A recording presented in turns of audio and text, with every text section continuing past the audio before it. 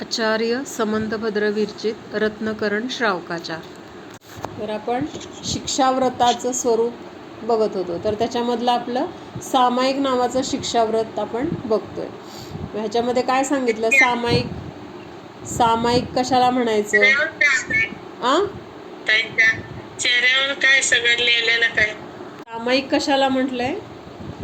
तर तेवढ्या एका ठराविक काळापुरतं सगळ्या प्रकारच्या पापांचा आणि सर्व प्रकारच्या परिग्रहाचा पूर्णपणे जिथे त्याग असतो ठराविक काळासाठी, म्हणजे त्याला सामायिक असं म्हटलंय. ह्या सामायिकाचे आपण कसं सामायिक करायचं किंवा सामायिक करत असताना तो गृहस्थ मुनीप्रमाणे कसा मानला जातो हे सगळं आपण बघितलं. आता आज आपण त्याच्यानंतर सामायिकाच्या वेळेस परिशह आणि उपसर्ग जरी आले तरी तिथं समताभावाने विचलित न होता त्या परिशहांना किंवा उपसर्गांना सामोरं गेलं पाहिजे असं सांगितलं. आता पुढच्या श्लोकामध्ये काय सांगितलंय की सामायिक करत असताना आपण काय चिंतन केलं पाहिजे. सगळ्यात महत्त्वाचा विषय हा आहे. आत्तापर्यंत आपण सगळी तयारी करत होतो, कसं बसायचं, कुठं बसायचं, किंवा त्यावेळेस सामायिक केल्यानंतर कसं असतं किंवा त्याची तुलना मुनींशी कशी होऊ शकते, हे सगळं बाहेरून वर्णन झालं. आता इथं काय सांगतायत की सामायिक करत असताना त्यावेळेस आपल्या मनामध्ये काय भाव असले पाहिजेत, हे सगळ्यात महत्त्वाचं आहे. म्हणजे सामायिकाचा गाभा जो म्हणतात ना, तर ते आता ह्या श्लोकामध्ये सांगितलंय. मग हे चिंतन असेल तरच त्याला सामायिक म्हटलं जातं, नाहीतर मग बाकीचं चिंतन तर त्याला काही सामायिक आपण म्हणणार नाही. सामायिक म्हणजे काय? थोडक्यात तर समताभाव. मग समताभाव मनामध्ये उत्पन्न होण्यासाठी आपल्याला कुठल्या गोष्टींचं चिंतन केलं पाहिजे, म्हणजे तिथं सामायिक किंवा आपल्याला समताभावाची प्राप्ती होईल किंवा आपलं मन शांत होईल, कुठल्या गोष्टीची आपल्याला इच्छा राहणार नाही, कुठली आकुलता राहणार नाही. असं केव्हा होणार आहे? जेव्हा आपलं मन समताभावाला प्राप्त होईल. आणि हा समताभाव सहजासहजी येणार नाही. आपण जर म्हटलं मला समताभावाने सामायिक करायचं आणि डोळे झाकून बसलो, समताभाव येणार आहे का? मग तो समताभाव येण्यासाठी किंवा ह्या सगळ्या संसाराविषयी, शरीराविषयी, परिग्रहाविषयी आपल्याला वैराग्य किंवा विरक्ती किंवा त्याचा मोह कमी होण्यासाठी काही गोष्टींचं अवलंबन घ्यावं लागेल. अवलंबन म्हणजे आधार. आणि त्या गोष्टींचं चिंतन जेव्हा आपण करणार तर त्यावेळेस आपल्या मनामध्ये आपोआपच तिथं काय होणार आहे? समताभावाची प्राप्ती होणार आहे. किंवा तिथं सगळ्या परिग्रहाबद्दल, सगळ्या संसाराबद्दल तिथं आपोआप काय होणार आहे?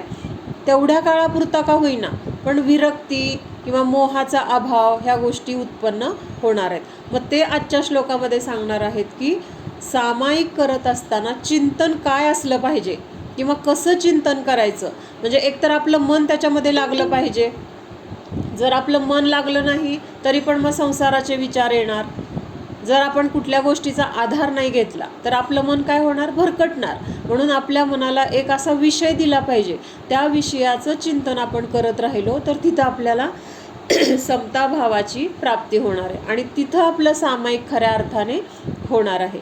मग हे सामायिक करत असताना कुठले विषय असले पाहिजेत किंवा कुठलं चिंतन करायचं आहे, तर हे आता आपल्याला ह्या 104 नंबरच्या श्लोकमध्ये सांगणार आहेत. मग तर काय सांगितलं हेडिंग? सामायिके समय चिंतन. म्हणजे काय? सामायिकाच्या वेळेस चिंतन काय केलं पाहिजे. म्हणजे आपण खूप जणांकडून असं ऐकतो की सामायिक करायचं म्हणजे काय? सामायिक पाठ म्हटला म्हणजे सामायिक झालं, किंवा 12 भावना म्हटल्या म्हणजे सामायिक झालं, किंवा जाप दिले म्हणजे सामायिक झालं. तर ह्या क्रिया म्हणजे सामायिक पूर्ण असं म्हटलं जाणार नाही. सामायिक केल्यानंतर जाप दिले तर ती गोष्ट वेगळी, किंवा 12 भावनांचं चिंतन समजून करणं, त्याचा भाव लक्षात घेऊन म्हणणं, तर त्यावेळेस तिथं काय म्हटलं जाईल? मग त्याला सामायिक असं म्हटलं जाईल. नुसतं जर 12 भावना म्हटल्या, पाठ आहेत आणि म्हणल्या, किंवा सामायिक पाठ आहे आणि म्हटलं तर आपल्याला तिथं सामायिक म्हणता येणार नाही. हे सामायिक पाठ किंवा 12 भावना अतिशय सुंदर भाव त्याच्यामध्ये भरलेला आहे. म्हणजे फक्त एका भावनेचं जर आपण चिंतन करत बसलो ना सामायिकाला, तर एका भावनेवर आपलं पूर्ण सामायिक होईल, इतकं त्याच्यामध्ये भाव भरलेला आहे. मग ते आपल्याला माहीत पाहिजे की त्याचा अर्थ काय किंवा त्याचा भाव काय. आणि तो भाव आपल्याला समजण्यासाठी पहिल्यांदा त्या 12 भावनांचं किंवा सामायिक पाठाचं अवलंबन घ्यायला पाहिजे. पण अवलंबन घेतल्यानंतर त्याचं चिंतन आपल्याकडून असं खोल खोल खोल जातो की नाही. आपण एखादी गोष्ट, आता गोष्टीचं पुस्तक वाचायला घेतले, मग सुरुवातीला काय असतं, सुरुवात असते, त्याचा एवढं आपल्याला त्याच्यामध्ये एवढं रमत नाही आपण, किंवा अजून तेवढं आपल्याला त्याचं महत्त्व वाटत नाही. पण जसं जसं गोष्ट आपली पुढं जात जाते, किंवा एखादा पिक्चर आहे आणि बघताना जसं जसं पुढं जातो तसं त्याच्यामध्ये रस निर्माण होतो आणि त्याच्यामध्ये आपण खोल खोल जातो. खोल जातो म्हणजे काय, पूर्ण त्याच्यामध्ये रममाण होतो. आणि मग आपल्याला आता इच्छा काय, आता काय होणार आहे शेवट, थांब जरा, आता थोडं राहिले, आता शेवट काय होतंय बघूया. म्हणजे इतकं आपण त्याच्यामध्ये गुंतून गेलेला असतो. तसं सामायिक करताना ह्या 12 भावनांच्या चिंतनाद्वारे आपण इतकं स्वतःमध्ये रममाण झालं पाहिजे, किंवा रममाण होता येतं ह्याचं अवलंबन घेतल्यानंतर. मग ते अवलंबन कसं घ्यायचं किंवा काय चिंतन करायचं, तर ह्या श्लोकामध्ये ते सांगितलं आहे. आपण श्लोक म्हणूया. मी म्हणते, माझ्या पाठीमागं म्हणा. अशरणमशुभमनित्यं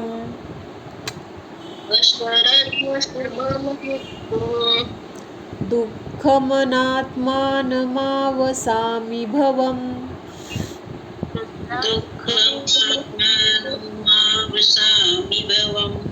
अवघड वाटतंय का? थोडे थोडे शब्द म्हणू का विशाखा? बरोबर आहे की नाही, बाकीच्यांना ठीक आहे का सगळ्यांना, का छोटे छोटे उच्चार करू? हां, परत एकदा म्हणूया. अशरणम शुभमनित्यं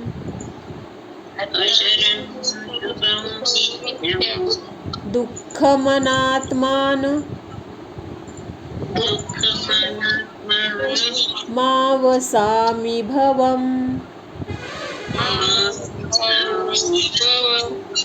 मोक्षस्तदविपरीता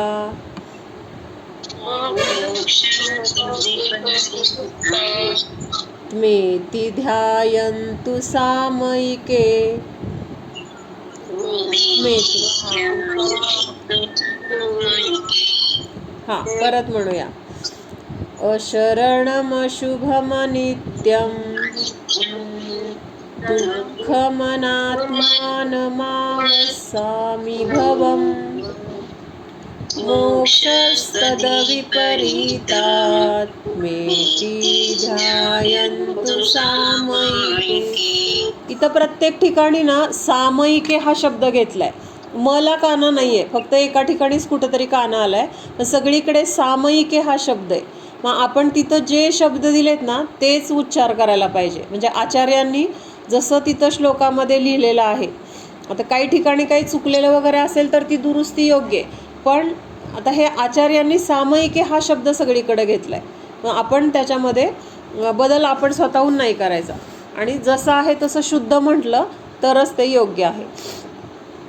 तर आता ह्याच्यामध्ये काय सांगितलं आहे की संसाराचं स्वरूप काय आहे ह्याचं चिंतन आपल्याला पहिल्यांदा सामायिकामध्ये करायचं आहे. कारण आपल्याला काय करायचं आहे, सुख मिळवायचं आहे. आणि सुख मिळवायचं आहे ह्याचा अर्थ काय, आपण आत्ता दुःखी आहोत. आत्ता दुःखी आहोत, मग कशामुळे दुःखी आहोत, संसारात आहोत म्हणून दुःखी आहोत.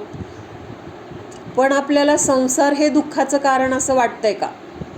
वाटत नाही. कुणाला वाटतंय? आपण म्हणताना म्हणू संसार असाच आहे, संसारामध्ये सुख नाही, पण करताना आपण आनंदाने करतो का बळजबरीने करतो? ती गोष्ट करत असताना आपल्याला तिथं आता काय करायला लागतंय, मला हे कसली वेळ आली आहे, काय मला रोज स्वयंपाक करायचा आहे, काय ह्या शरीराला रोज सांभाळायचे, काय ह्या मुलाबाळांचं रोज करायचं आहे, असं वाटतं का? ते करत असताना आपण मनापासून करतो. मनापासून करतो म्हणजे आपण संसाराला वाईट जरी म्हणत असलो, रोज एक प्रकार करतो. हां, म्हणजे आपण संसाराला वाईट म्हणत असलो, फक्त म्हणताना वाईट म्हणतो, पण प्रत्यक्षात आपल्याला संसार कसा वाटतो तर सुखाचा वाटतो, किंवा त्याच्यामध्ये आपल्याला आनंद वाटतो.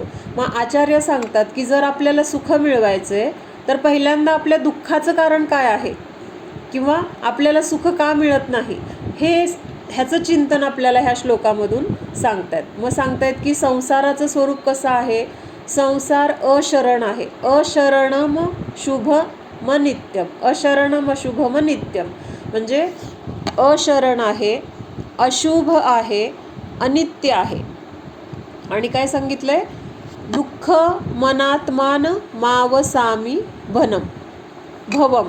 आणि ह्या संसाराचं स्वरूप दुःख स्वरूप आहे आणि आत्म्याच्या स्वरूपाच्या विरुद्ध आहे, अनात्म स्वरूप आहे, दुःखरूप आहे, आत्म्याच्या स्वरूपाच्या उलट आहे. आणि पुढं काय सांगितलंय, मोक्षस्तद विपरीतात्मेती.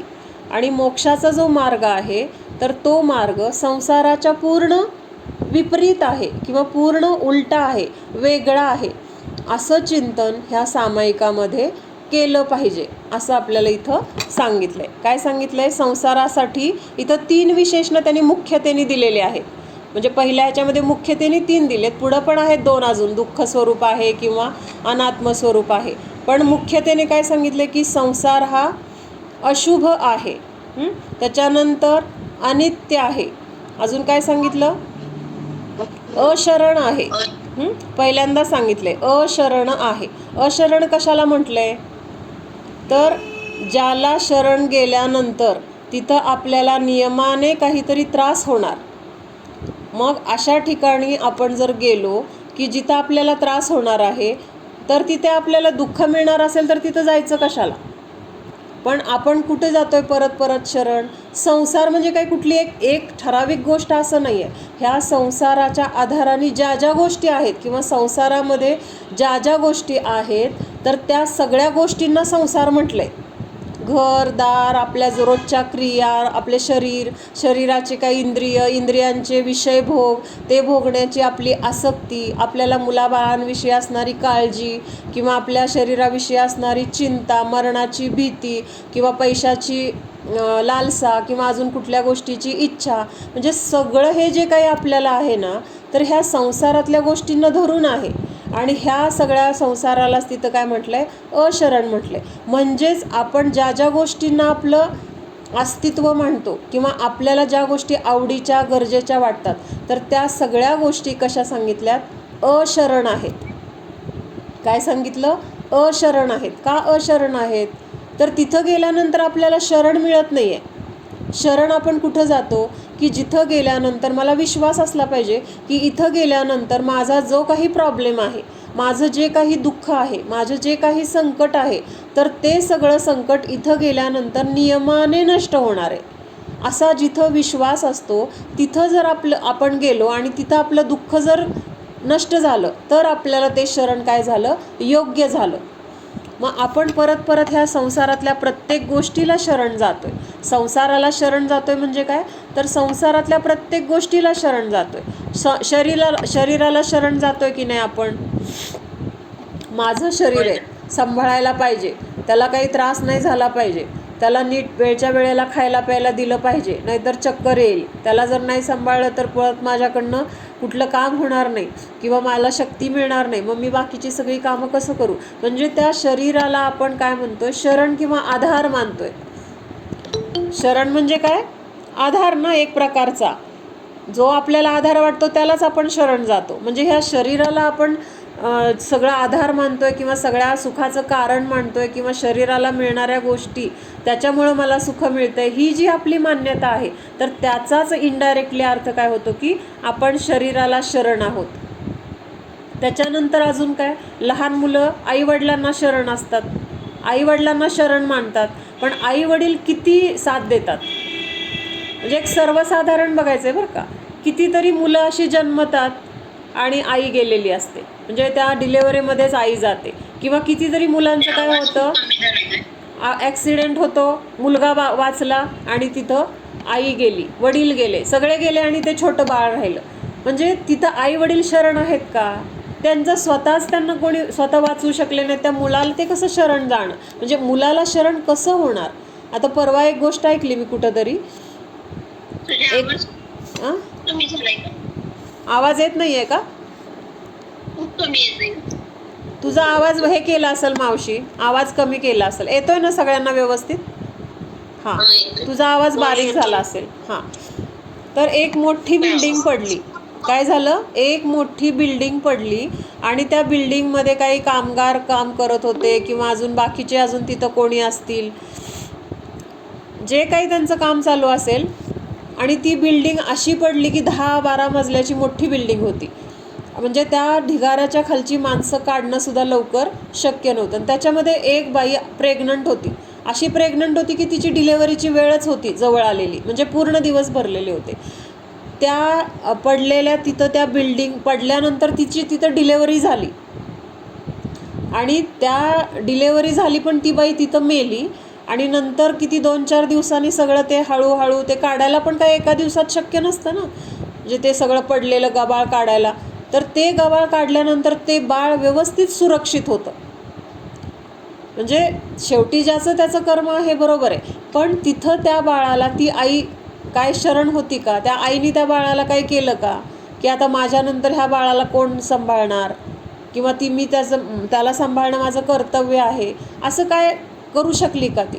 म्हणजेच ह्याचा अर्थ काय आहे की कोण संसारामध्ये आपल्याला शरण नाही आहे. म्हणजे अशा कितीतरी घटना आहेत आजूबाजूला घडताना दिसतात की त्याच्यातून आपल्याला हे शिकवण मिळते की खरंच कोण कोणाचं नसतं.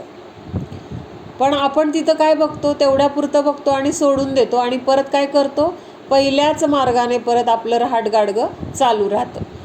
मग ह्या शरीराला शरण मानतो, घराला शरण मानतो. का तर घरामध्ये मी सुरक्षित राहणार, घर असेल तर मी सुरक्षित.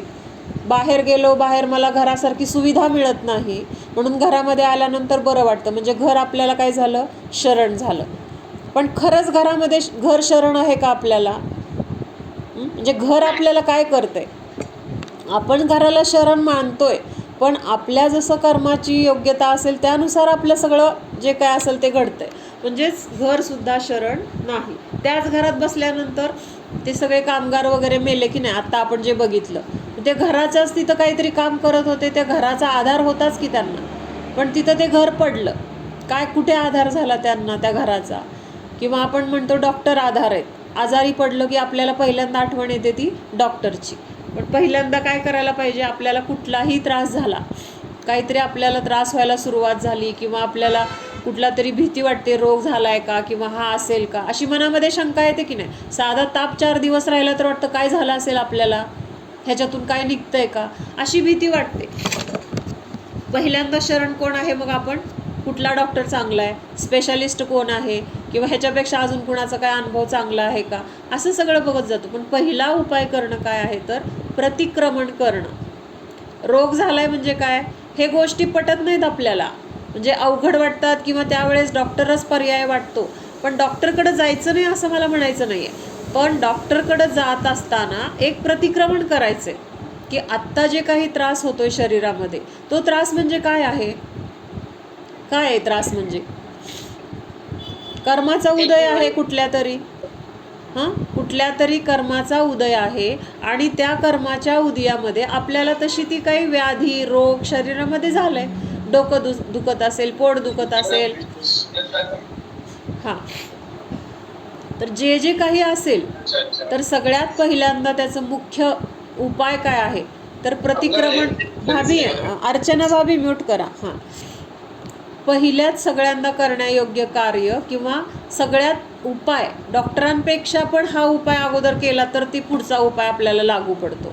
तिथं काय करायला पाहिजे, प्रतिक्रमण करायला पाहिजे की आत्ता जो कर्माचा उदय आलाय तो कर्माचा उदय येण्यायोग्य, माझ्याकडून पूर्वी असं काही घडलेलं आहे, माझ्याकडून असं त्या जीवांना त्रास दिला गेला असेल किंवा कुठल्या तरी रोगाची मी काय केलं असेल, रोग्याची तिरस्कार केला असेल, त्यांचं वयोवृत्त केलं नसेल, औषधदान दिलं नसेल, म्हणून मला आज ही काय झाली आहे, वेळ आली आहे किंवा माझ्या शरीरामध्ये असा रोग उत्पन्न झाला आहे किंवा मला हा जो त्रास होतोय तर ते त्या कारणामुळे झालेला आहे आणि ते सगळे माझे दोष मिथ्या होत, असं भावपूर्वक प्रतिक्रमण आपण त्यावेळेस केलं तर तिथं काय होणार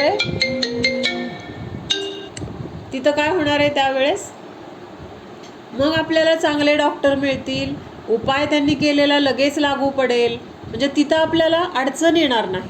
कशासाठी अडचण येणार नाही, नाहीतर मग ते उपाय पण बऱ्याच वेळा लागू पडत नाहीत. मग हे डॉक्टर बदलून दुसरीकडे जावा, दुसरा बदलून पुण्याला जावा, मुंबईला जावा, म्हणजे हे सगळं करत बसायला लागतं. कर्माची तीव्रता कमी होणार, किंवा तिथं आपल्याला पुण्याचा उदय येणार. म्हणजे एखादं जे काही पाप कर्म असतं तर ते पाप कर्म पुण्यामध्ये परिवर्तित होणार. अनुकूल असे डॉक्टर मिळतील किंवा थोड्याशा औषधाने आपल्याला लगेच फरक पडेल. आपल्याला वाटतं त्या डॉक्टरांनी आपल्याला बरं केलं, त्या औषधांनी आपल्याला बरं केलं किंवा ते औषधं इतकी मला लागू पडली की लगेच फरक पडला.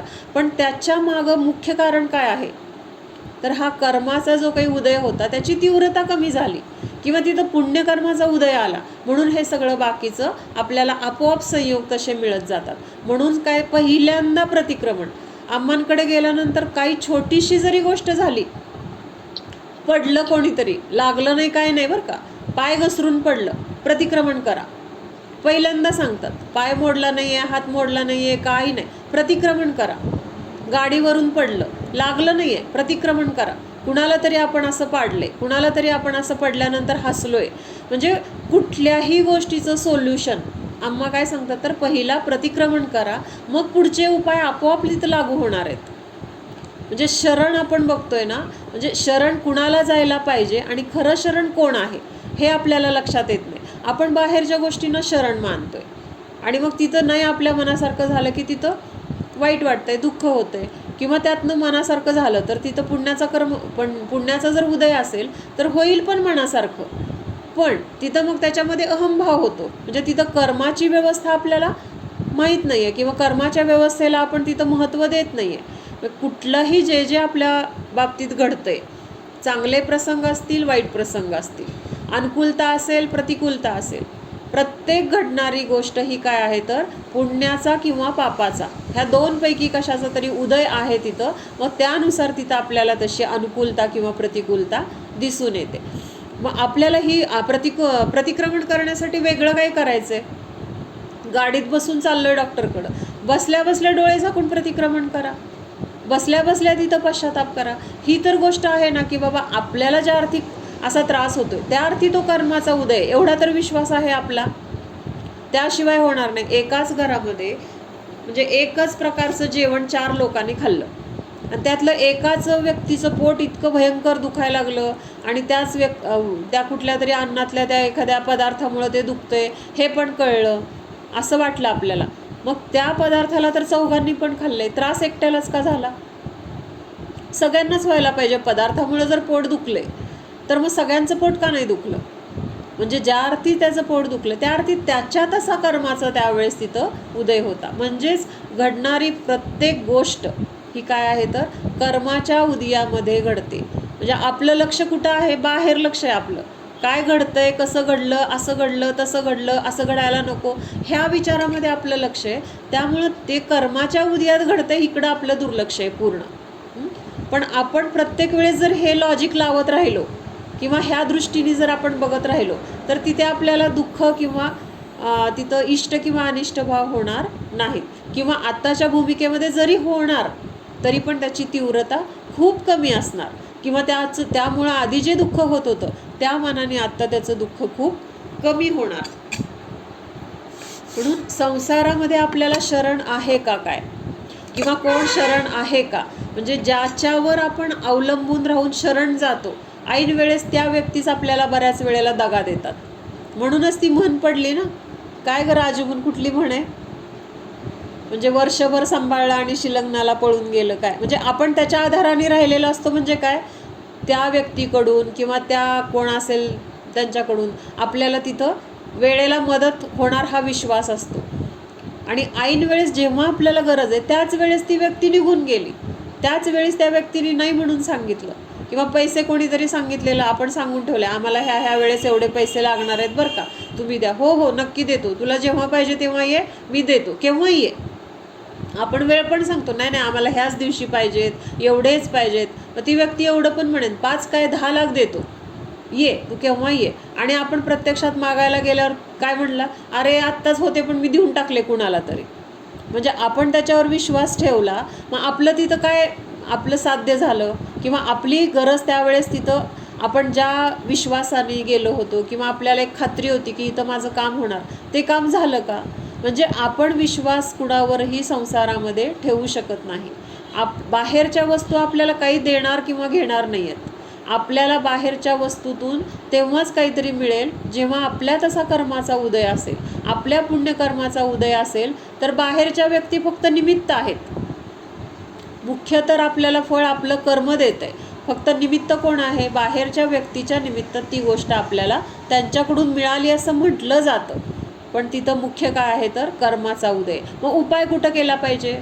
मग त्या बाहेरच्या व्यक्तीने मला दिलं नाही, मग तो देणार होता, मग त्याच्यावर आपण काहीतरी ब्लेम करणार, त्याला नावं ठेवणार, त्याला दोष देणार. मग तिथं त्याला दोष देणं गरजेचं आहे का आपलं तसं कर्म होतं म्हणून आपल्या कर्माबद्दल प्रतिक्रमण करणं गरजेचं आहे? काय गरजेचं आहे? म्हणजे जिथं जखम झाली आहे तिथं आपण औषध पाणी करायला पाहिजे. जखम झाली आहे कुठे? डोक्याला. आणि आरशात प्रतिक्रमण करायला पाहिजे. आपल्या कर्माचं प्रतिक्रमण करायला पाहिजे. हां, आता आपल्याला समजा इथं डोक्याला काय झाले, जखम झाली. मग आरशात बघतोय आपण आणि कुठं लागले ते दिसत, मग आरशात बघतोय हां इथं लागले. मग आता जे काही मलम औषध जे काय आहे ते आरशात दिसणाऱ्या आरशावर लावलं तर उपयोग होईल का? आपल्या जिथं जखम आहे तिथं लावायला पाहिजे. मग आपलं हे चाललंय, जखम आहे एकीकडे आणि उपाय आपण दुसरीकडं करतोय. म्हणजेच बाहेरच्या गोष्टींना शरण मानतोय, पण बाहेरच्या गोष्टी शरण नाही आहेत. बाहेरच्या गोष्टी आपल्याला तेव्हाच मदत करतील किंवा बाहेरच्या गोष्टीकडून आपल्या मनासारख्या गोष्टी तेव्हाच घडतील जेव्हा अंतरंगातून आपल्या कर्माचा तसा उदय असेल. अंतरंगातून का म्हटलं? कर्म दिसतंय का आपल्याला? 8 प्रकारचे जे कर्म आहेत ते आपल्याला दिसतेत का? नाहीत दिसत. कुठलं कर्म आहे, कुठलं किती बांधलेलं आहे, कुठल्या कर्माचा आत्ता कुठला उदय येणार आहे किंवा आत्ता कुठल्या कर्माचं हे फळ मिळतंय, हे आपल्याला कर्म असं फळ देताना दिसतंय का? दिसत नाही. त्यामुळे आपल्याला बाहेरच्या ज्या गोष्टी दिसतात ना त्याच्याकडे आपलं लक्ष जातं आणि त्याला आपण चांगलं किंवा वाईट म्हणतो, त्याला आपण काहीतरी दोष देतो, त्याची निंदा करतो. मग हे काय आहे तर बाहेर बघितल्यामुळं असं होतं. पण अंतरंगातून नक्की काय आहे? अंतरंगातून नक्की कोण शरण आहे हा विचार आपल्याला पाहिजे. म्हणजे संसारामध्ये शरण कोण आहे का ह्याच्यावर चिंतन करा 1-10 मिनिट. आज खरंच चिंतन करायचं. आणि समजा आपल्याला असं पण वाटत असेल की मला चांगले शिक्षक भेटले, मला चांगले आई वडील भेटले, मला चांगलं सासर भेटलं, माझी मुलं खूप चांगली आहेत, मला काय अनुकूलताच आहे सगळी. पण ह्याच्यामुळे जर आपल्याला वाटत असेल की हे सगळं चांगलंच आहे, मग काय मला दुःख आहे, पण त्याच्या पुढे जाऊन हा जर विचार केला तर हे कायम टिकणार आहे का? टिकणार आहे का? हे आहे आत्ता किंवा ते सगळं चांगलं आहे, मग त्याच्या आधाराने किंवा त्याला शरण जाऊन मी व्यवस्थित सुखी राहणार असं म्हणून जर आपण बसलो तर ह्या गोष्टी आपल्यासोबत किती दिवस राहणार आहेत? काय सांगू शकतो का गॅरंटी आपण? कुठल्या कर्माचा उदय पुढे येणार आहे? क्षणात आपण लाखोपतीचा भिकारी होतो किंवा एखादा भिकारी असेल तो एका क्षणामध्ये करोडपती होतो. म्हणजे कुठलीही अवस्था ही फिक्स नाही आहे. अवस्था जर फिक्स नाही आहे म्हणजेच बाहेरची कुठली गोष्ट फिक्स नाही, तर आपण कुठल्या गोष्टीला आधार म्हणून बघणार? कुठल्या गोष्टीला आपण शरण म्हणून बघणार? जे आई वडील शरण नाही आहेत, घरातले नातेवाईक शरण नाही आहे, पैसा शरण नाही आहे किंवा आपले मुलं बाळं ज्याच्यावर आपला पूर्ण विश्वास असतो की आपल्याला असं वाटतं की आपण आपल्या मुलांसाठी काही पण करायचं, काही पण करायची पण आपली तयारी आहे. पण माझ्या मनात एक विचार नेहमी येतो बरं का. आता तुम्हाला पटतोय का बघा. पण मला असं नेहमी वाटतं की आपल्या आईवडिलांनी आपल्यासाठी जे केलं, काय म्हणते, आपल्या आईवडिलांनी आपल्यासाठी जे केलं तो पण भाग लक्षात ठेवायचा. आपण आपल्या मुलांसाठी काय करतोय ते पण लक्षात ठेवायचं. आणि आता हा विचार करायचा की आपल्या आईवडिलांनी आपल्यासाठी जेवढं केलं तेवढं आपल्या आईवडिलांसाठी आपण करतो का? प्रामाणिकपणाने आपल्या मनाला विचारायचं बरं का. म्हणजे मला असं नेहमी वाटतं की आईवडिलांनी आज आपल्या पोरांसाठी जेवढं आपण झटतोय, राबतोय, आकुलता करतोय, त्यांच्यासाठी तिळतिळ आपला जीव तुटतोय, पण तेवढाच तळतळ, तेवढीच आपल्यासाठी काळजी, तेवढंच आपल्यावर प्रेम आपल्या आईवडिलांनी पण केलं होतं. पण आपण त्यांना त्याची परतफेड केली का? किंवा आता जी एवढी आपण आपल्या मुलांना देतोय म्हणजे पैसा अडका नाही, प्रेम, वेळ, काळजी, सगळ्यात महत्त्वाचं आपण त्यांच्यासाठी आपलं आयुष्य खर्च करतोय. आयुष्यातला वेळ आपण तिथं देतोय. केवढा अमूल्य गोष्ट आहे ही. वेळ ही सगळ्यात अमूल्य आहे. म्हणजे त्या वेळेचं पैशाने मोजमाप होत नाही. ती वेळ आपण आपल्या मुलांसाठी देतोय. ह्याची गॅरंटी का ही मुलं आपल्याला तेवढाच वेळ त्याच पद्धतीने परत करणार आहेत? म्हणजे मला विचार येतो ते सांगते बरं का. मला काही असं त्यांच्याबद्दल निगेटिव्ह सांगायचे वगैरे असं नाही. म्हणजे आपण तरी कुठं आपल्या आईवडिलांना तेवढं बघितलं. म्हणजे आपण आपल्या संसारात इतके गुंगलेला असतो की आपल्याला तिकडं वेळच नसतो त्यांचं बघायला. म्हणजे एक उदाहरण माझ्या मनात जे नेहमी येतं ते असं. मग तसं म्हणजे ते आपल्याला आधार मानत असतात, पण आपण कुणाला आधार मानतो? आपल्या पुढच्या पिढीला. त्यांच्यासाठी करायला पाहिजे, ते मग आम्हाला सांभाळतील. त्यांना आत्ता नाही केलं तर ते पुढं आम्हाला काय सांभाळतील. म्हणजे इनडायरेक्टली कुठेतरी मनामध्ये हे असतं. म्हणून तर ते वात्सल्य भावनेमध्ये आपण बघितलं होतं. वात्सल्य अंग आहे ना सम्यक दर्शनाचं. तर गाईचं प्रेम कसं सांगितलंय? निर्व्याज प्रेम सांगितलंय. म्हणजे ती वासरावर प्रेम असं करते की त्या वासराकडून तिला परत कुठलीच अपेक्षा नाही आहे. हे वासरू मला पुढं जाऊन सांभाळेल, हे वासरू पुढं जाऊन माझी काळजी घेईल, माझी खाण्यापिण्याची व्यवस्था करेल, आहे का कुठली अवस्था? पण ती कशी त्याला माया करत असते. आपलं तसं नाही आहे. आपल्याला आपल्या पोरांनी थोडंसं आपलं नाही ऐकलं तरी आपल्याला वाईट वाटतं. मी तुमच्यासाठी एवढं केलं आणि तुम्ही काय माझ्यासाठी करताय? एवढं तुम्हाला आई वडील सांगतात, ऐकता येत नाही का? म्हणजे ही तर आपली अपेक्षा आहे, तशी अपेक्षा गायीची नसते. म्हणून त्याला काय म्हटलंय? निर्व्याज किंवा वात्सल्य, खरं वात्सल्य म्हटलंय. मग तसं वात्सल्य आपल्या आईवडिलांनी आपल्यासाठी जे काही केले ते आपण तिथं परतफेड करायला जात नाही. म्हणजे ते आपल्याला आधार मानतात, आपण दुसऱ्याला आधार मानतो, आपली पुढची पिढी त्यांच्या पुढच्या पिढीला आधार मानणार. म्हणजे एकमेकांना आधार कोण मानते? ज्यांनी आपल्याला दिलं त्यांना आपण तेवढ्याच रूपाने परतफेड करतोय का? तर असं तर दिसत नाही, कुठंच चित्र दिसत नाही. क्वचित असेल बरं का, एक काय म्हणतात त्याला, अपवाद असतो ना, तसा अपवाद कुठं असेल मला नाही म्हणायचं नाही, पण मुख्यतेने बघतो. जेव्हा मुख्यतेने बघायला जातो तर तेव्हा तिथं आईवडिलांना जेवढं मुलांना आपण करतो तेवढं आपल्या आईवडिलांना आपण करत नाही. हे एक नेहमी माझ्या मनात येतं. म्हणजे शरण आपण मानतोय कुणाला? आपण ज्यांना शरण मानतोय तर ते दुसऱ्यांनाच करायला बसलेले असतात. म्हणजे करायला बसलेले असतात म्हणजे त्यांची त्यांची योग्यता वगैरे हा भाग बरोबर आहे, पण चित्र संसारातलं हे असं आहे. म्हणून ह्या संसारामध्ये हाच विचार करायचा आहे की मला कोण शरण आहे. मग आता संसार शरण नाही आहे, आपण एकच फक्त बघतोय बरं का. पहिलं विशेषण बघतोय, संसार हा अशरण आहे. मग संसार अशरण आहे किंवा संसारातली कुठलीही गोष्ट मला शरण जाण्याला योग्य नाही. का योग्य नाही? तर त्याच्याकडून माझं शरण गेल्यानंतर जे मला काही मदत हवी आहे किंवा जे काही मला सुख हवं आहे किंवा जे माझं दुःख नष्ट करायचं आहे, तर ते दुःख त्या शरण गेलेल्या वस्तूकडून किंवा त्या व्यक्तीकडून माझं पूर्ण होत नाही आहे. म्हणजेच ती गोष्ट शरण नाही. मग आता शरण तर नाही आहे, मग शरण आहे काय? जर संसार शरण नाही तर काहीतरी अशी गोष्ट असली पाहिजे की मला जिथं खरंच खात्रीने शरण गेल्यानंतर माझं दुःख दूर होणार आहे किंवा माझी सगळी संकट दूर होऊन मला सुखाची प्राप्ती होणार आहे. असं काय शरण आहे? तर ते शरण आपण आजपर्यंत बघितलं नाही. कोण सांगते मग असं शरण काय आहे की जे खरंच आपल्याला शरण आहे आणि ज्याच्याकडून खात्रीने आपलं दुःख नष्ट होणार आहे?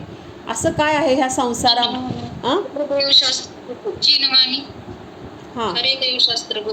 अजून बरोबर आहे, हे दोन्ही उत्तरं बरोबर आहेत.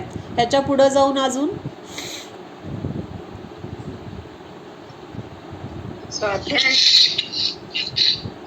मग ते आलंच की देवशास्त्र गुरुच आलं. स्वाध्याय म्हणजे देवशास्त्र गुरु आलं, त्याच्यामध्येच आलं ते.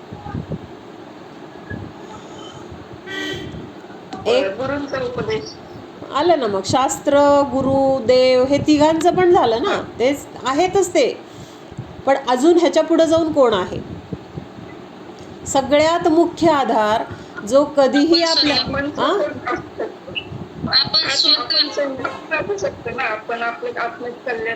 आपल्या स्वतःचा आत्मा. म्हणजे देवशास्त्र गुरु सुद्धा थोडे लांब झाले, त्यांना लांब करायचे किंवा असं नाही बरं का. एक जे चित्र आहे ते मी सांगते, म्हणजे मला जे सांगायचं ते बरोबर ग्रहण करा, नाहीतर त्यातून चुकीचे अर्थ पण निघतात. म्हणजे देवशास्त्र गुरु आपल्याला आधार नाही आहेत असं मला म्हणायचं नाही. देवशास्त्र गुरु आधार आहेत, त्यांच्या आधाराने आपल्याला जिथं पोचायचं आहे तर तो खरा आपला आधार आहे. कारण देवशास्त्र गुरु काय दाखवून देणार आहेत? आपला खरा आधार कोण आहे हे ते दाखवून देणार आहेत. म्हणून ते आधार आहेत किंवा म्हणून ते शरण आहेत. ते आपल्याला शरण मिळवून किंवा आपली दुःख संकट भगवान दूर करणार नाहीत, जिनवाणी दूर करणार नाही किंवा गुरु दूर करणार नाहीत. हे काय करणार आपल्याला, तर ह्या दुःखातून तुम्ही असं केलं तर तुम्ही सुटाल किंवा असं केलं तर तुम्ही काय होणार, सुखाला प्राप्त होणार, हे आपल्याला देवशास्त्र गुरु सांगणार आहेत. आणि ते सांगणार कसं, योग्यच सांगणार. किंवा आपण जरी त्यांच्याकडे गेलो नाही किंवा आपण देवशास्त्र गुरूंना आपण त्यांचा अविनय केला किंवा त्यांचं म्हणजे रेग्युलरली आपण देवशास्त्र गुरूंच्या सान्निध्यात राहिलो नाही, तरीसुद्धा देवशास्त्र गुरु आपल्याला कधीही असं म्हणणार नाहीत की तुम्ही आमच्याकडं एवढे दिवस आला नाही, आत्ता आला का, मग आम्ही कशाला तुम्हाला मदत करू. आपण ज्या क्षणी जाऊ त्या क्षणी ते आपल्याला उपदेश द्यायला तयार आहेत, त्या क्षणी आपल्याला सुखाचा मार्ग दाखवायला तयार आहेत. म्हणून ह्या संसारामध्ये जर कोण शरण असेल तर एक देवशास्त्र गुरु आणि दुसरं म्हणजे देवशास्त्र गुरूंनी दाखवून दिलेला आपला शुद्धात्मा. हे वाक्य आजचं खूप महत्त्वाचं आहे. मग एक 12 भावना आहेत, 12 भावना कुणाच्या आहेत माझं नाव लक्षात नाही आहे, तर त्याच्यामध्ये एक वाक्य आहे, शुद्धातम अरु पंचगुरु जगमे सरनोदोय. काय सांगितलं, शुद्धातम अरु पंचगुरु, अरु म्हणजे आणि, शुद्धात्मा आणि पंचगुरु, ह्या जगामध्ये ह्या दोनच गोष्टी शरण आहेत. हे सोडून बाकी जगामध्ये कोणीही शरण नाही. जरी व्यवहारामध्ये आपल्याला ह्या सगळ्या गोष्टी कराव्या लागतात, जे आत्ता आपण रोज करत आलो आहे त्या गोष्टी कराव्या लागणार आहेत. परत परत मी हे सांगते का, पण ते करत असताना त्याच्या मागची आपली भावना बदलली गेली पाहिजे. मला इथं यश तेव्हाच मिळेल जेव्हा माझ्या कर्माचा उदय असेल. हे बाहेरच्या गोष्टी मला तेव्हाच उपयोगी पडतील जर तिथं माझ्या पुण्यकर्माचा उदय असेल. कळलं का? म्हणजे बाहेरच्या गोष्टी काहीच नाही आहेत, तिथं आपला पुण्याचा किंवा पापाचा उदय हा तिथं मुख्यतेने आहे. कळलं का? आणि हे आपल्याला कोण दाखवून देणार आहे, जसं आहे तसं, किंवा वस्तुस्थिती काय आहे किंवा आपण कशाचा आधार घेतला तर आपल्याला खऱ्या सुखाची प्राप्ती होणार, किंवा आपण ज्याला आधार समजतोय तो आपला खरा आधार आहे का नाही, त्याच्या मागची कारणं, हे सगळं आपल्याला कोण सांगणार आहेत, तर हे पंचगुरु. पंचगुरु म्हणजे कुठले राजगुण, पंचगुरु कुठले? कवी लोक काय करतात, म्हणजे त्यांना जसे शब्द सुचतात, त्यांची ती कला आहे की त्यांना किती भारी सुचतं काय काय, तेच शब्द न वापरता असे काहीतरी वेगळे त्यांचे शब्द असतात. मग शुद्धातम अरु पंचगुरु जगमे सरनोदोय. आता ह्या पंचगुरूमध्ये देव शास्त्र गुरु सगळे आले. कसे आले सगळे देवशास्त्र गुरु? कश्मीरा, म्हणजे देवशास्त्र गुरु शरण आहेत आणि त्यांनी दाखवलेला आत्मा शरण आहे. हे वाक्य आपण मगाशी बघितलं. मग आता ह्या 12 भावनामध्ये काय सांगितलंय, शुद्धातम अरु पंचगुरु जगमे सरनोदोय. मग आता ह्या पंचगुरूमध्ये देवशास्त्र गुरु कसे आले, कोण सांगतंय? आपल्याला जिनवाणी मिळते. म्हणून तिथं अरिहंत सिद्ध हे देव झाले. त्यांनी सांगितलेली जे काही दिव्यध्वनी फिरली, त्या दिव्यध्वनीमध्ये जो काही उपदेश आला तर ती जिनवाणी झाली, आहे की नाही? म्हणजे ते देव झाले, शास्त्र झाले, आणि पुढं आचार्य, उपाध्याय आणि साधू हे काय झाले, गुरु झाले. म्हणजे हे असं देवशास्त्र गुरु म्हटलं तरी पण योग्य आहे, किंवा पंचगुरु म्हटलं तरी पण योग्य आहे, दोन्ही एकच आहे. पंचगुरूमध्ये जिनवाणी आहे, कारण अरिहंतांनी सांगितल्याशिवाय जिनवाणी कशी होणार? दिव्यध्वनी जर त्यांची खिरली नाही तर आपल्याला ह्या जिनवाणीचं हे आगम वगैरे लिपिबद्ध कसे होणार? अगोदर अरिहंतांची वाणी खिरली आणि त्या वाणीला लिपिबद्ध कुणी केलं? गंधरांनी केलं, आणि मग ती जिनवाणी म्हटली गेली, आणि त्याची मग परंपरा पुढं आचार्यांच्या मार्फत आज आपल्यापर्यंत पोचलेली आहे. मग ह्या जगामध्ये सगळं काही अशरण आहे, एक शुद्धात्मा आणि पंचगुरु. मग हे वाक्य खूप छान आहे, मला खूप आवडतं हे, शुद्धातम अरु पंचगुरु जगमे सरनोदोय. म्हणजे हे सोडून आपण बाकीच्यांकडून दुसरी कुठली अपेक्षा करायची गरजच नाही. कळलं का? म्हणजे केवढे मोठे आपले म्हणजे संकट दूर झाल्यासारखं वाटतं. मग ह्यांनी माझं ऐकलं नाही, त्यांनी माझं तसंच केलं, ते आलेच नाही, त्याच्यामुळं माझं नुकसान झालं. म्हणजे हे सगळ्या गोष्टी आपल्याला ज्या वाटतात ना, त्या गोष्टींचा विषयच राहत नाही. कसं जोडलं जाते कळतंय ना का? हे उलटं सुलटं वाटतंय, लक्षात येतंय ना? म्हणजे देवशास्त्र गुरु आणि आपला शुद्धात्मा हेच काय असेल तर ते आपल्याला शरण आहेत, कारण तिथं गेल्याशिवाय आपल्याला खरं सुख मिळणार नाही, किंवा आपल्याला तिथं गेल्याशिवाय ह्या बाहेरची जी काही आपल्याला दुःख वाटतंय त्या दुःखापासून मुक्ती मिळणार नाही. बाहेरच्या कुठल्याही गोष्टीला जर आपण सुखाचं किंवा दुःखाचं कारण मानलं, म्हणजे मानतोय आपण आणि त्याचा अनुभव पण रोज घेतोय, त्यांना सुखाचं कारण किंवा दुःखाचं कारण म्हणतोय, मानतोय, आणि त्यांच्याकडून तसं सुख किंवा दुःख आपल्याला पाहिजे त्या सुख मिळत नाही आहे, आणि त्याच्या विरुद्ध त्यांनी दुसरंच केलं तर तिथं दुःख मिळतंय. बरोबर आहे, मनाच्या विरुद्ध गोष्ट घडली म्हणजे तिथं दुःख मिळतंय, आहे की नाही? म्हणजेच त्या गोष्टी आपल्या मनासारखं नाही आहेत तिथं, किंवा तिथून आपल्याला सुख मिळण्याचं खरं कारण ते नाहीत. ते व्यवहाराने कशासाठी म्हटलं गेलं तर कर्माचा आपल्या पुण्याचा उदय असेल तर त्यांच्याकडून तशी अनुकूलता आपल्याला सहजच मिळणार आहे.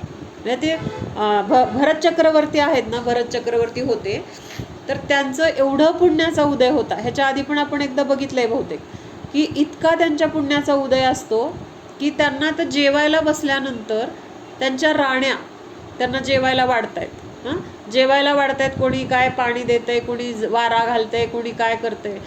आता ते जेवताना सुद्धा त्यांना भरवलं जातंय, म्हणजे इतक्या राण्यांना हे आहे ना, जसं आपल्याला महाराजांना आहार द्यायची इच्छा असते ना, एक घास मी देतो, एक घास मी देतो, तसं त्या राण्यांना पण त्या चक्रवर्तीला खाऊ घालायचे भाव आहेत. एक घास मी तोंडात घालते, एक घास असं. मग तिथं समजा आता आपण दशमी भाजी खाल्ली आणि नंतरचा आपल्याला खिरीचा घास खायचा आहे, किंवा पोळीचा घास असेल पोळीचा घास खायचा आहे, ती बरोबर राणी ती पोळीचा घास उचलणार, म्हणजे त्या तोंडात असलेल्या घासानंतर त्यांना जी काही इच्छा झाली असेल, आताच इच्छा ते बोलून दाखवत नाही, जेवताना त्यांचं मौन असतं, पण त्यांच्या मनामध्ये काय इच्छा झाली हे राणीला पण कळत नसतं, पण तिला ॲटोमॅटिक असे भाव होतात की त्यांना आता खिरीचा चमचा ती खाऊ घालते. म्हणजे पुण्याचा उदय कुणाचा आहे? भरत चक्रवर्तीचा आहे, आणि त्या पुण्याच्या उदयामध्ये त्यांना जसं पाहिजे तसं मिळणार असं ते पुण्य आहे. तर त्या राणीच्या मनामध्ये आपोआप तसे भाव होणार की आता खीर खाऊ घालू, आता थोडंसं लोणचं खाऊ घालू, आता थोडंसं पापड खाऊ घालू, मध्येच थोडंसं काहीतरी पाणी देऊ, मध्येच काही थोडंसं दुसरं काय अजून असेल आयटम तो देऊ. बरोबर त्यांना ती इच्छा असते की ह्याच्यानंतर हे, म्हणजे तिथं सुद्धा त्यांच्या मनाच्या विरुद्ध होत नाही. मग त्या राण्या देतात का आता हे सगळं? राण्यांनी खाऊ घातलं हे तर आपल्याला कळतं. कर्माचा उदय आहेच नाही. हां, प्रत्येकाचं स्वतंत्र कर्माचा उदय आहे, त्यांना तसं भाव झाले हा त्यांच्या कर्माचा उदय आहे, आणि ह्यांना जसं पाहिजे तसं मिळालं हे ह्यांच्या कर्माचा उदय आहे. म्हणजे प्रत्येक द्रव्य स्वतंत्र आपण म्हणतो ना, म्हणजे आता राणी स्वतंत्र आहे, भरत चक्रवर्ती स्वतंत्र आहेत, किंवा ते ज्यांनी जेवण बनवलं ते स्वतंत्र आहेत. त्या दिवशी त्या आचार्याला पण असे भाव झाले असतील, आज आपण अशा पद्धतीने खीर करू, आणि योगायोगाने भरत चक्रवर्तीला वाटलं असणार की त्या दिवशी मला आज अशी खीर खायची, आणि समोर तीच खीर दिसली. म्हणजे एक उदाहरण घेतोय आपण, काय त्या काळात नव्हतो, पण त्यांचं पुण्य कसं होतं हे सांगायचंय. मग त्यांचं पुण्य होतं म्हणून त्यांना मिळालं, आणि त्या आचार्याला तसे त्या दिवशी का भाव झाले? त्याच्या कर्माचा उदय होता, त्याला तशी खीर बनवावी वाटली, किंवा राणीला खाऊ घालताना तो घास त्यावेळेस खाऊ घालावा वाटला. हे प्रत्येकाचं कर्म आहे. पण आज भरत चक्रवर्तीला जे जसं मिळालं ते राण्यांमुळं मिळालं का आचार्यांमुळं मिळालं, कुणामुळं मिळालं? त्याचं कर्म होतं, आणि त्यामुळं तशी संयोग त्यांना मिळत गेले, तशी अनुकूलता त्यांना मिळत गेली. म्हणजे त्या चक्रवर्तीचं पुण्य एवढं असतं, 360 त्याचे काय आहेत आचार्य आहेत. किती आचार्य आहेत? 360. आणि एका दिवशी एकाने स्वयंपाक करायचा असतो, म्हणजे वर्षातून एका आचार्याला एकदा स्वयंपाक करायला मिळणार. मग त्या दिवशी ज्या दिवशी त्याचा नंबर आहे तर त्या दिवशी काय स्वयंपाक करायचा ह्याचं नियोजन, त्याची तयारी तो वर्षभर करत असतो. म्हणजे कसला उदय त्याच्या पुण्याचा, आणि काय एवढी तयारी असेल. म्हणजे हे सांगायचं आहे की कसलं भारी त्यांनी पुण्य कमवलेलं आहे. म्हणजे शेवटी सगळा पुण्याचा किंवा पापाचा खेळ आहे, आणि तिथं आपण बाहेरून गोष्टी बघायला जातो. राणीमुळं त्याला पाहिजे तसं जेवायला मिळालं, किंवा राणीने त्याला जे पाहिजे होतं ते बरोबर खाऊ घातलं, आचार्यांनी बरोबर त्यावेळेस त्याला ते दिलं किंवा ते बनवलं. म्हणजे हे सगळं बाहेरून दिसताना दिसतंय, पण आतून काय आहे तर तशा कर्माचा तिथं उदय आहे, आणि त्या कर्माच्या उदयामध्ये बाहेरच्या तशा प्रसंगात तशा जे कोणी आपले संयोगी आहेत त्यांना तसे भाव होतात, आणि तिथं त्यांचं मग आपल्याला बाहेरच्या गोष्टींना मग आपण तिथं बहुमान करतो, वा वा तुम्ही किती आज छान दिलं, तुम्हाला कसं कळलं, तुम्हाला कसं हे द्यावं वाटलं. मग तो म्हणतो मला असे भाव झाले हे देऊया, हे भाव झाले हे करूया.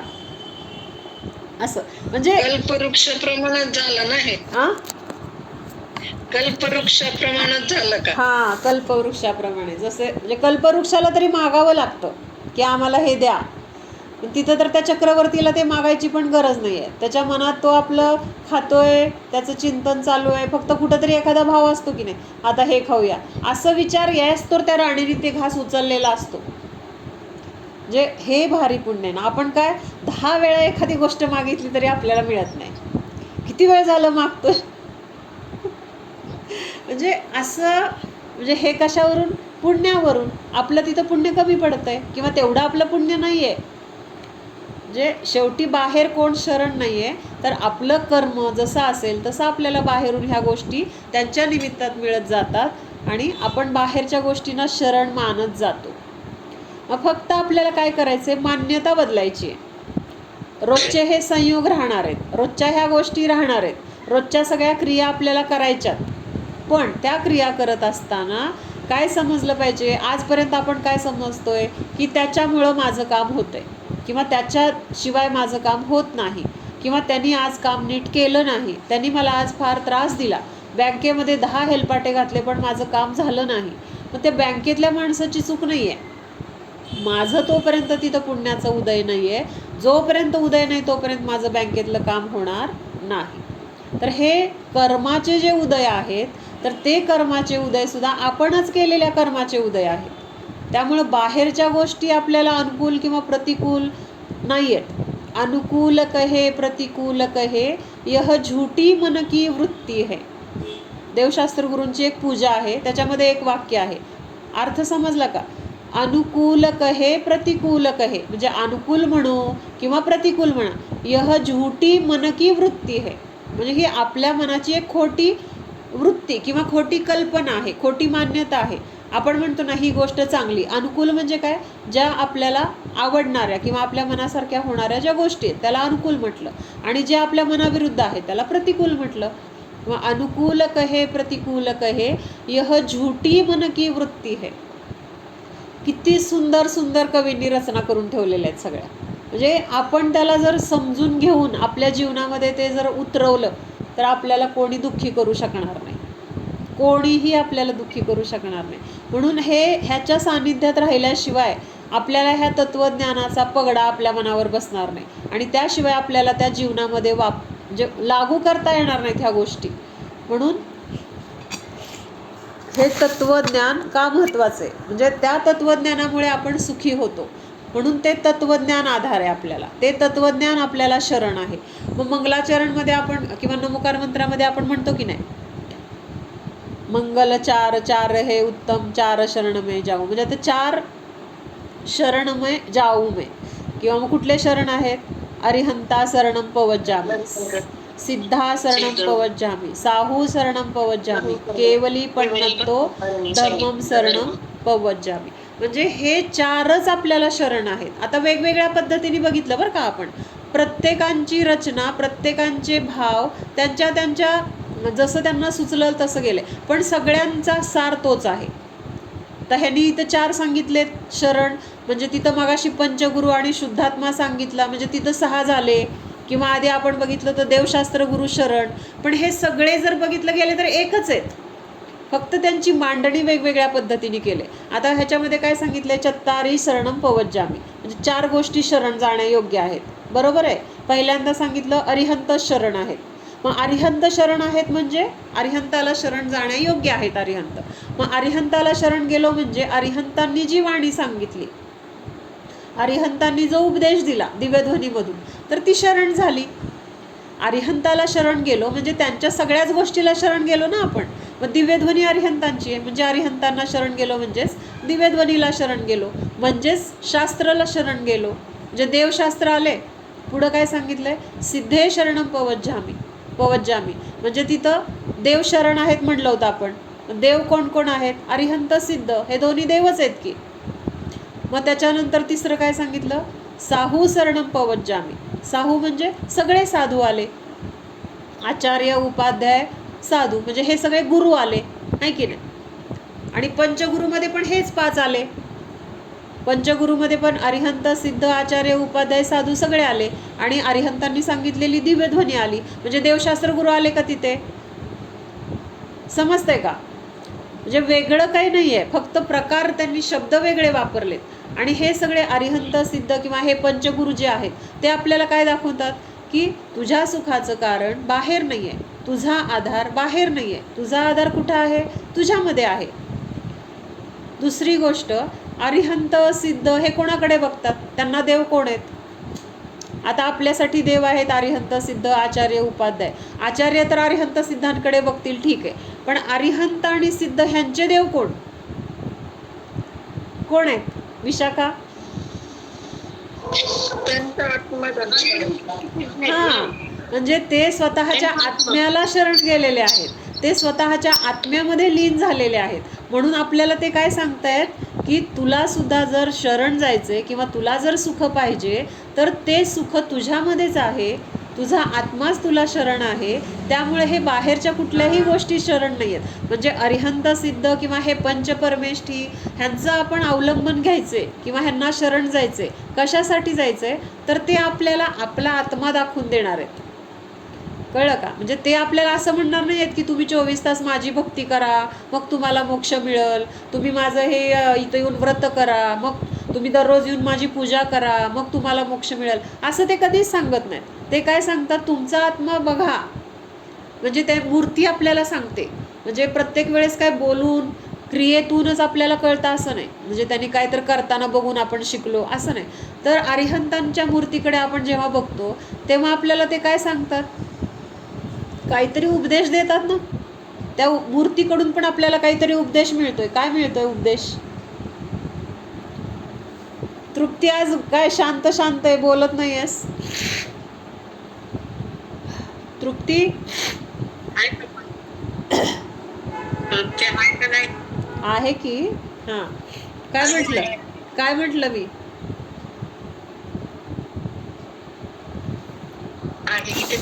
इथंच आहे. बर. कश्मीरा काय म्हटलं की जे काही केलंय तसं तुम्ही पण करा, त्या मार्गाने तुम्ही पण जावा, तर तुम्हाला तिथे मग काय मिळणार आहे, खरं सुख मिळणार आहे. हे तर आपलं ध्येय तर आहे सगळ्यांचं की सुख पाहिजे. सुख नकोय असं कोण आहे इथं. सगळ्यांना सुख पाहिजे. किंवा आपण जे जे काही करतोय ते कशासाठी करतोय, सुखासाठी करतोय. मग ते सुख जर आपल्याला पाहिजे तर ते कुणी मिळवलंय, अरिहंत, सिद्ध यांनी मिळवलंय.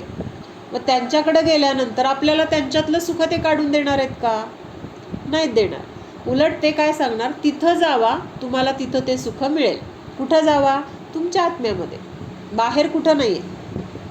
कारण मी पण माझ्या आत्म्यामध्ये. मग ती मूर्ती आपल्याला सांगते की अंतरंगामध्ये बघा, बाहेर बघू नका. त्यांचे उघडे डोळे नाही आहेत कुठल्याही मूर्तीचे. कुठल्याही मूर्तीचे डोळे तुम्ही निरखून बघा, ती अशी नासाग्र, म्हणजे आतमध्ये त्यांची लीनता आहे किंवा आतमध्ये ते असे एकाग्र आहेत. बाहेर काय चाललंय, कोण आलंय, कोण गेलंय, कुणी अभिषेक केला, कुणी पूजा केली, कुणी बरोबर म्हटलं, कुणी चुकीचं म्हटलं, कुणी व्रत केलंय, काहीही त्यांना देणं घेणं नाही आहे. ते स्वतःमध्ये लीन आहेत.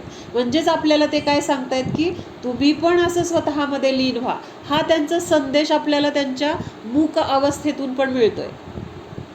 तोंडाने ते बोलत नाही आहेत, पण त्यांच्याकडे बघितल्यानंतर आपल्याला हा संदेश, आपण वेगळंच बघत बसतो. आपण गेल्यानंतर काय म्हणतो, मूर्ती किती सुंदर आहे, केवढी मोठी आहे, किंवा किती हसरी आहे, म्हणजे हे बघत बसतो.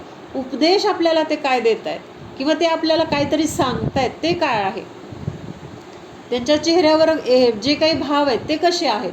भगवंतांकडे बघितल्यावर आपल्याला कधी वाटतं का त्यांच्या चेहऱ्यावर थोडा राग आलाय, किंवा ते थोडे नाराज आहेत, किंवा ते कसले तरी असे दुःखी आहेत, असं कुठल्या मूर्तीकडे बघून वाटतं का. म्हणजे ते कायम आपल्याला कसे दिसतात, आनंदी, समाधानी, शांत दिसतात. कुठलीही इच्छा नाही, कुठलीही भीती नाही. म्हणजे हे सगळे जे दोष आहेत, तर तिथं जर आपण लावून बघायला गेलं, ह्यांच्याकडे क्षुधेची वेदना दिसते का. आपल्याला भूक लागल्यावर आपण कसं असतो, भूक लागली, तहान लागल्यावर तहान लागली. म्हणजे आपल्याला काहीतरी दुखत असेल, वेदना होती, म्हणजे तसं हे सगळ्या दोषांमधला कुठला दोष त्यांच्या चेहऱ्याकडे बघितल्यावर आपल्याला दिसतो? कुठली इच्छा आहे त्यांना असं वाटतं? काही नाही, मला काही नको, मी परिपूर्ण आहे. त्यांच्याकडे बघितल्यावर आपल्याला हे दिसतं आणि मग तिथं गेल्यानंतर आपल्याला आपली मूर्ती तिथं दिसली पाहिजे. आपली मूर्ती म्हणजे आपला स्वतःचा शुद्धात्मा, की मी पण असाच आहे भगवंतांसारखा. म्हणजे त्यांना बघून आपण काय, जिन दर्शन कर निज दर्शन, भगवंतांचं दर्शन करून काय करायचंय तर स्वतःचं दर्शन करायचंय. स्वतःचं दर्शन म्हणजे भगवान तुम्ही असे आहात, शांत आहात, निराकुल आहात, सुखी आहात, तुम्हाला कुठलं दुःख नाही, चिंता नाही, भीती नाही, कसलं टेन्शन नाही. मग असं जर तुम्ही असे आहात आणि मी पण तुमच्यासारखंच आहे की, मग मी कशाला टेन्शन घेतोय, मी का घाबरतोय, का मला कसलं तरी चिंता लागली आहे किंवा काहीतरी इच्छा आहे का? मी जर तुमच्यासारखाच आहे तर मग ह्या बाकीच्या गोष्टी मी का करू? मला पण तुमच्यासारखं व्हायचं आहे, हा भाव आपल्याला तिथं पाहिजे. तर मग आपल्याला भगवान खरे शरण आहेत असं आपल्याला वाटलं. नाहीतर मग नुसतं जाऊन दर्शन करून आलो तर तिथं आपल्याला काय, मग ते रूढी झाली, एक क्रिया झाली, त्याच्यातला भाव आपल्याला नाही समजला. जिनेंद्र, एक भजन आहे कुठलं तरी, जिनेंद्र मूरत में हमने देखा, स्वयं की मूरत झलक रही है. म्हणजे भगवंतांना पाहिल्यानंतर आपलंच तिथं प्रतिबिंब दिसतंय असं त्या कवींनी रचना केली. कसलं भारी असेल ना. म्हणजे कसं सुचतं त्यांना. मला असं वाटतं आपल्याला काही असलं सुचत नाही.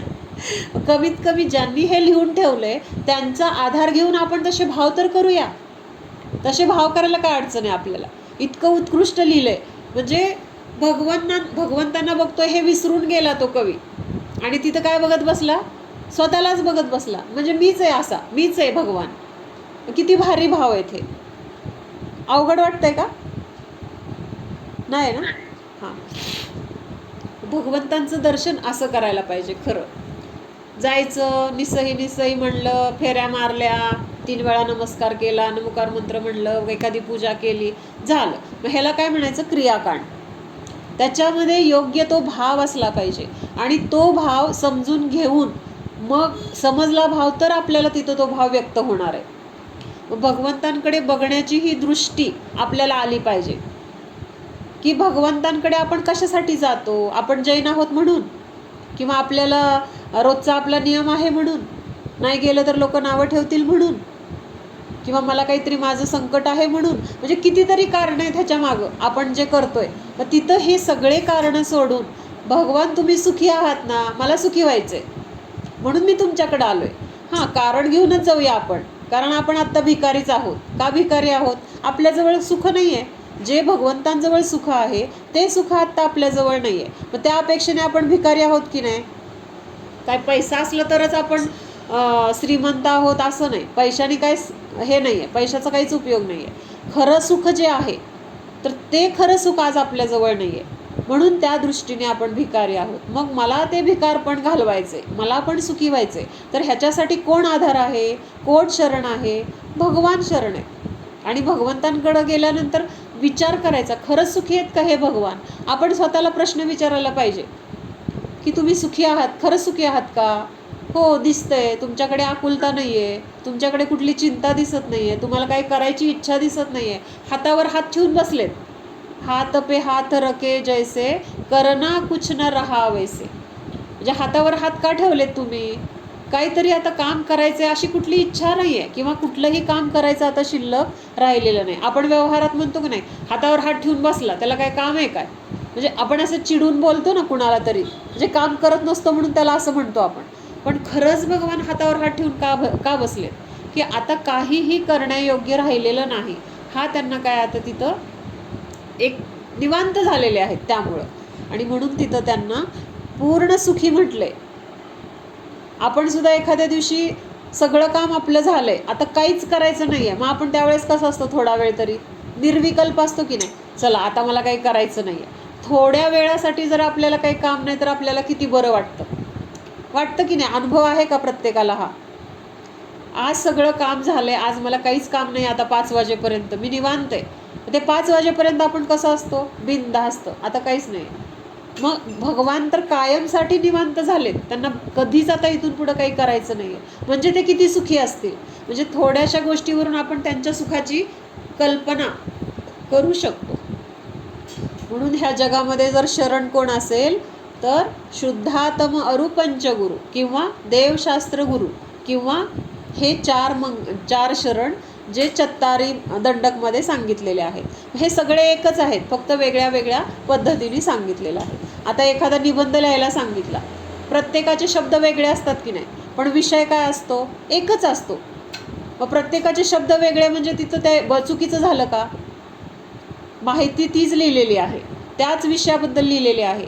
फक्त तिथं काय आहे तर वेगळे वेगळे प्रत्येकाचे विचार, त्या विचारातून ते शब्द तिथं आलेले आहेत, पण भाव तोच आहे. तसं हे सगळे जरी वेगळं वाटलं आपल्याला तरी एकच आहे. शुद्धातम अरुपंच गुरु. ओ सावधान जाणा, हा मी शुद्ध जीव आहे, जाणणारा आहे, मात्र जाणत आहे. जाणणे सोडून मी अन्य काहीही करणारा नाहीच. मी जीवच आहे, शरीर नाही. या संसारामध्ये मला एक शुद्धात्मा आणि पंचगुरु सोडून अन्य कोणीही शरण नाही. शुद्धात्म अरु पंचगुरु जगमे सरनो दोय, हेच माझे खरे आधार आहेत, शरण जाण्यायोग्य आहेत. आजपर्यंत या संसारातील प्रत्येक गोष्टीला शरण मानले आणि तिथे सुखाच्या ऐवजी दुःखच प्राप्त झाले. शुद्धात्मा आणि पंचगुरु यांना आजपर्यंत शरण मानले नाही. हेच माझे खरे शरण आहेत हे जाणले नाही. हे न जाणणेच माझ्या दुःखाचे कारण आहे, संसार परिभ्रमणाचे कारण आहे, कर्मबंधाचे कारण आहे. जाणा, एक मी शुद्धात्माच माझ्यासाठी खरे शरण आहे. पंचगुरूंनी या शुद्धात्म्यालाच शरण गेलेले आहेत. हा मी शुद्ध जीव, हेच माझे शरण आहे. माझ्यामध्ये मला हव्या असलेल्या सर्व सुखाची, सर्व शक्तीची पूर्णता आहे. मला सुखासाठी, माझ्या जगण्यासाठी, माझ्या अस्तित्वासाठी, माझ्या सुरक्षिततेसाठी अन्य कोणाची गरज नाही. अन्य कोणी शरण नाही. मी परिपूर्ण आहे, स्वयंपूर्ण आहे, शाश्वत आहे. सर्व प्रकारच्या भीतींनी रहितच आहे. जाणा, स्वतःच्या सुखस्वरूप अस्तित्वाला जाणा. आहे मी, जाणीव होते. जो जाणतो, ज्याला समजते, ज्याला ज्ञान होते, तो मी जीवच आहे, शुद्धात्माच आहे. सर्व प्रकारच्या कर्ममलाने रहितच आहे. द्रव्यकर्म भावकर्म नो कर्म रहित स्वरूपोऽहम्. निष्कर्म स्वरूपोऽहम्. सुखस्वरूपोऽहम्. ओम. विसर्जन.